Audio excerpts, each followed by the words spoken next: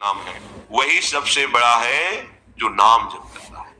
आप लोगों को ये बात अनुभव में नहीं आएगी, इसका जितना हृदय प्रभु में समर्पित है उसको परिचय मिलता है। सब खोखला नजर आता है, कहीं सार वस्तु नहीं है प्रभु के सिवा।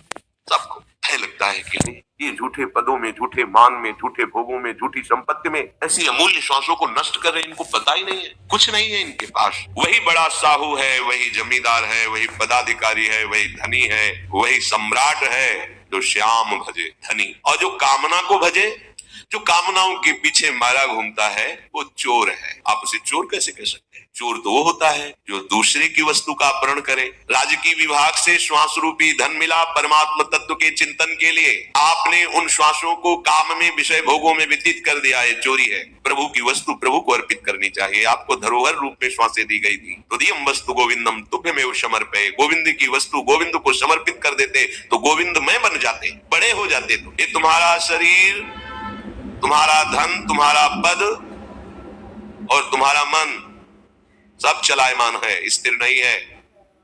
क्यों अपने हृदय को अभिमान की कठोरता से भर रहे हो? तुम्हारे पास कुछ भी स्थायी वस्तु नहीं है, सब चलायमान, परिवर्तनशील, नाशवान है। वही सबसे बड़ी धनवान, धन संपत्ति वाला, वही सबसे बड़ा सुख सामग्री वाला, सुखवंता, जो रात दिन कमाई नाम की कर रहा है। कृष्ण कृष्ण कृष्ण कृष्ण, राधा राधा राधा राधा। ते धनवंता ते सुखवंता, कृष्ण नाम जपते निशिभोर। रात दिन जो नाम जप कर रहे हैं वही धनी, वही सुखवान है। काम क्रोध मद लोभ मोह में विषय वासना लागी डोर। सूरदास प्रभु सुमिरन करिले, नाहित जहिए जम की पौर। प्रभु को भूल करके काम क्रोध मद मोह मत्सरता की प्रेरणा से दुष्कृत कर्म कर रहे हो, एक ही उपाय है बचने का, प्रभु का नाम जप लो, नहीं तो यम के द्वारे पर तुम्हारी बहुत पिटाई होने वाली है। जब तक श्वासें हैं तब तक तुम संभल जाओ, नहीं मन पछताई है अवसर बीते।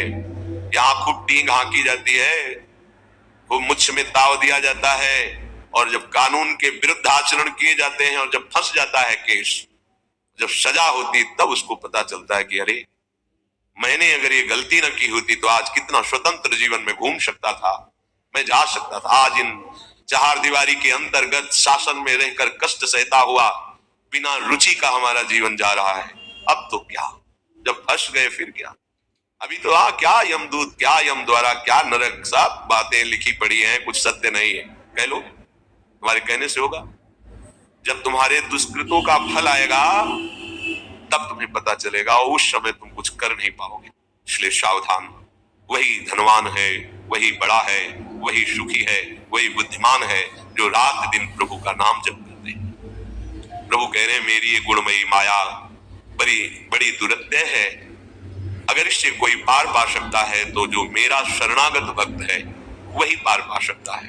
क्योंकि माया मेरी है, जब कोई मेरी शरण में आ जाता है तो भगवान को कहना नहीं पड़ता, माया अपने आप उसका सहयोग करने लगती है भगवत प्राप्ति में। और जब कोई अहंकार करता है शरणागत होते हुए भी, तो तत्काल फिर वो कसौटी में कसती है। दिखाओ इस प्रश्न का उत्तर दे करके, फिर वो हार जाता है, फिर रोता है, फिर वो सहयोग करती है। चलो आगे बढ़ो, अभिमान मत करना।